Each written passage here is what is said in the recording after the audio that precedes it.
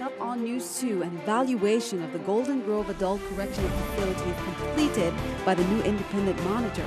More on the report that details many deficiencies.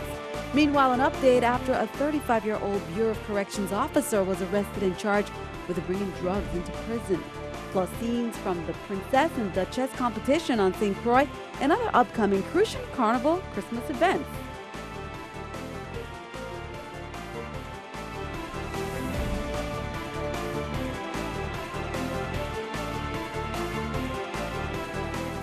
Hello, welcome, and thanks for joining us on this edition of News 2. I'm Sandra Gumansing, topping our newscast. The first report done by the team selected as monitor for Golden Grove's settlement agreement with the federal government says the prison is in bad shape. However, a statement from the governor last week says while conditions aren't perfect, they're making progress. News 2's Erica Parsons has more. The first report is in from the independent monitor charged with seeing that the Bureau of Corrections keep the terms of a federal settlement agreement related to the Golden Grove prison. The Daily News reported that the findings from a September visit showed that Golden Grove remains a dangerous and violent environment. Further, it's inadequately staffed, equipped, funded, maintained, and operated to provide and consistently sustain environmental and operational conditions of inmate care and confinement that meet constitutional requirements. Last week, Governor DeYoung met with Bureau of Corrections Director Julius Wilson to talk about the territory's prisons, and the governor reported that while the conditions aren't perfect, they are moving in the right direction. While the governor said that there are major areas being addressed, the report cited that the VI government was out of compliance in more than 90% of the consent decree's provisions, but they had reached partial compliance with 7. Governor DeYoung said the areas being worked on include corrections officers training, staff recruitment, inmate population size control, and financial management. He said they've put a plan in place to train with the VI Police Department through the Police Academy, so that would address the lack of training. The report also cites a lack of adequate policies and procedures that lead to inconsistent and dangerous security practices, but Governor DeYoung said in his statement that corrections will continue to work with the independent monitor to improve the conditions. Erica Parsons, News 2. Bureau of Corrections Director Julius Wilson was not available for comment by News Time. Police on St. Croix arrested 35-year-old Bureau of Corrections officer Yasmin Massicot, charging her with possession of a controlled substance with intent to distribute. Police said Massicot was arrested when she tried to bring a paper bag containing 131 grams of marijuana and 16 grams of cocaine into the Golden Grove Adult Correctional Facility. According to the preliminary police report, Massicot was at work on December 14th and went to her car at about 2:30 p.m. She was observed on video camera retrieving a bag from a vehicle in the parking lot and bringing it back into the facility. Massicot told the front desk officer that the bag contained her lunch, but when the bag was checked, the narcotics were found inside. Massicot was placed under arrest just before 5 p.m. the same day. Her bail was set at $10,000 and she was held in custody pending her advice of rights hearing.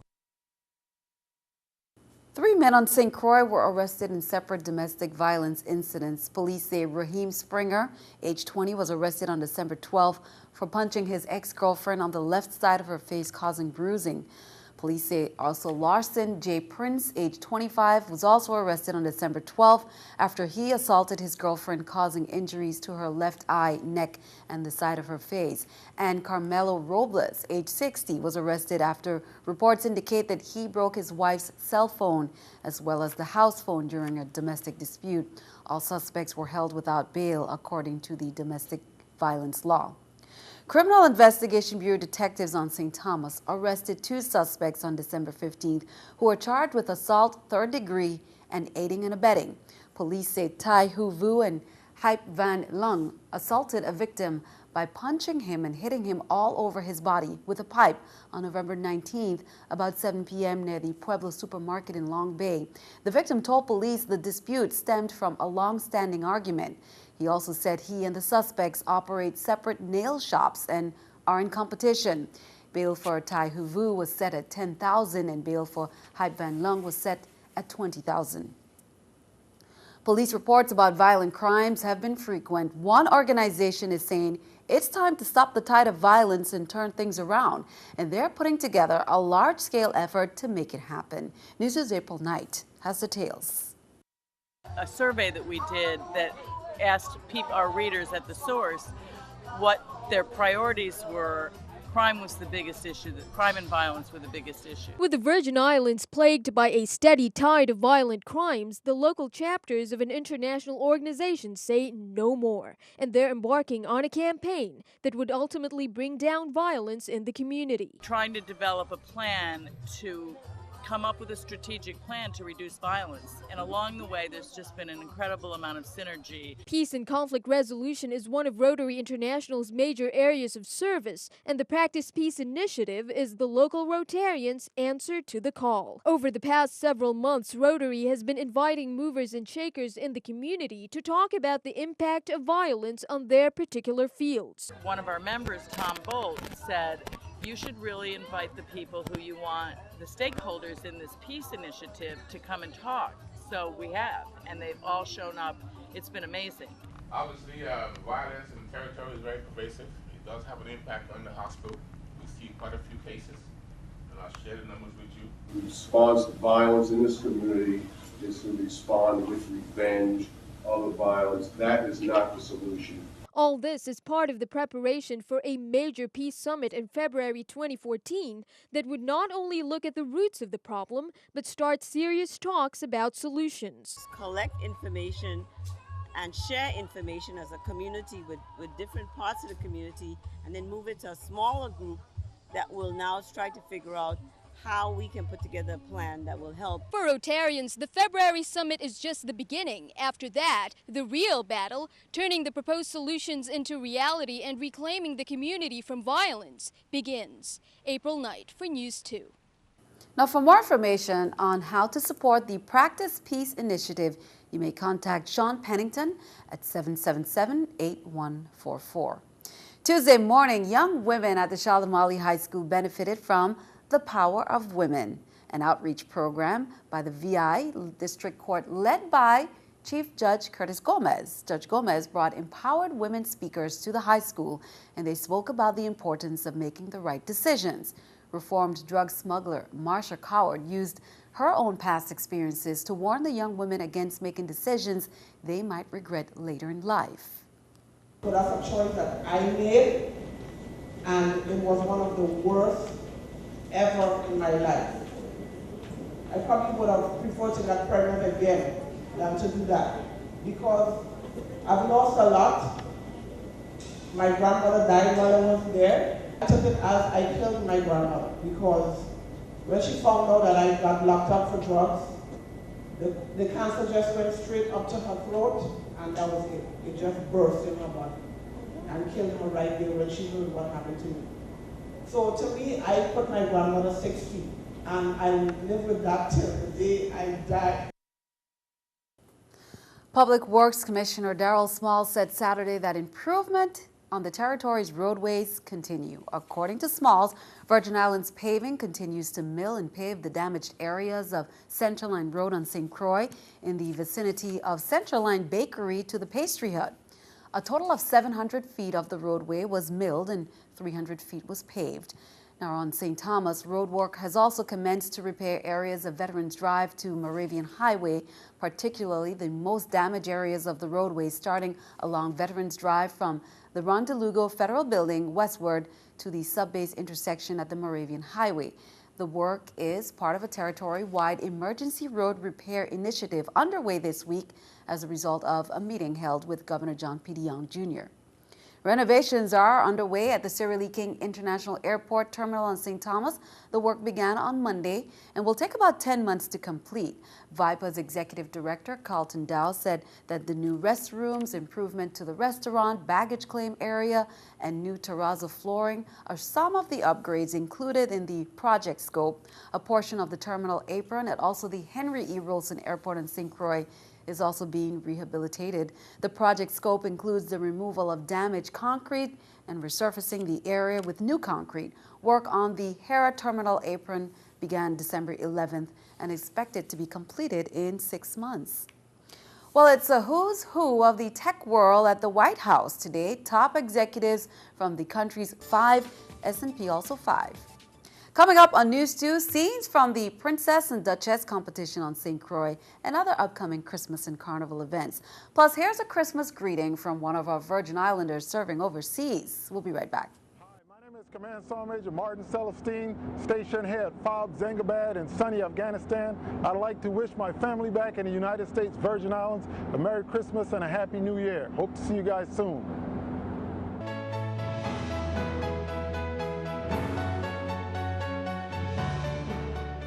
Well, over the weekend, the first ever Crucian Christmas Carnival Princess and Duchess were crowned at the Synchro Educational Complex. All the contestants displayed their love for the stage as they competed for a spot in history. NEWS2's Shanika Robinson captured this unforgettable moment in Crucian Carnival history. Let's take a look.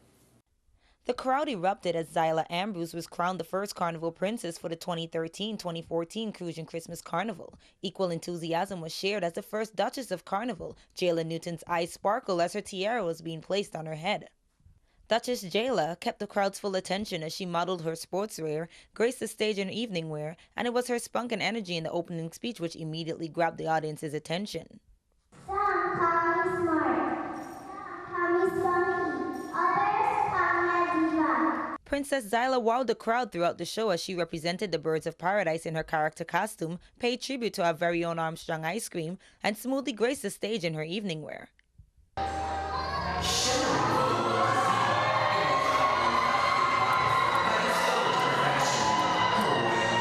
First runner-up Malia Joseph's stage presence was undeniable as she showcased the beauty of our local flowers, elegantly carried her evening wear, and theatrically portrayed a flamingo bird for the character costume segment.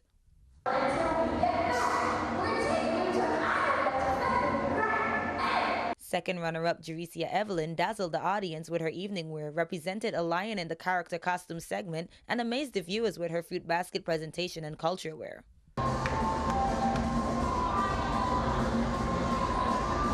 All 3 beautiful princess contestants displayed their intellect during the question and answer segment. At the end of the evening, Carnival Princess Zyla Ambrose took home the titles of Best Character Costume, Miss Intellect, and Miss Popularity. I want to see the parade and the village.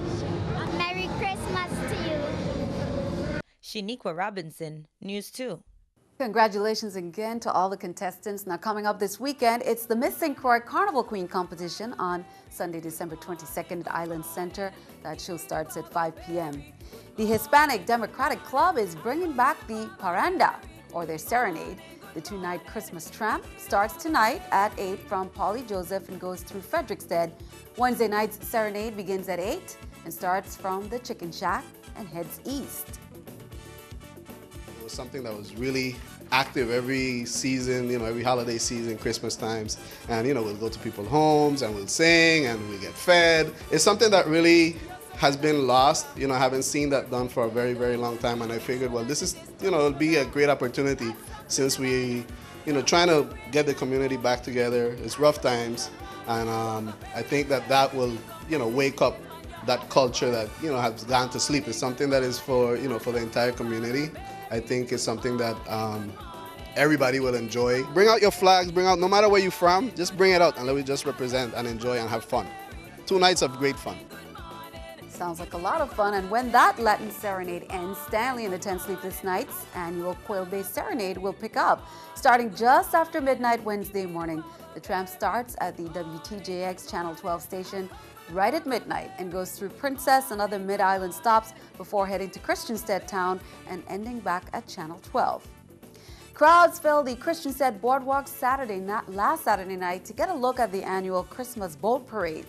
Almost 20 boats lit up the night with dozens of Christmas lights aboard each one and local holiday music playing from many. The passengers aboard danced and cheered while waving to the many onlookers, and Santa was spotted on many of the boats. The parade began with a flyover by Seabourn and ended with fireworks. Over the weekend, also, the Crucian Christmas Carnival hosted an elimination showcase for the Party Monarch competition. The night was filled with energy and great music as various local artists battled for a spot to the finals. At the end of the night, The judges decided that all participants were worthy of competing in the finals on December 27th at 8 p.m. in the Carnival Village.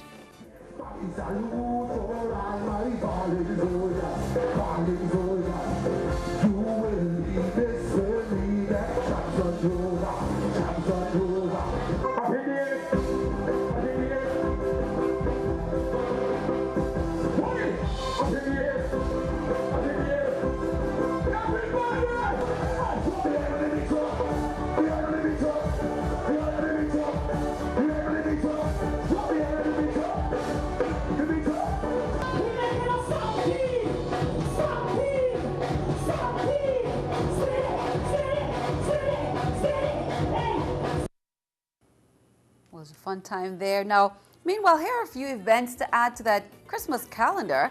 The Humane Society tree lighting date is on December 19th. That's from 4:30 p.m. to 7 p.m. at the Humane Care Campus.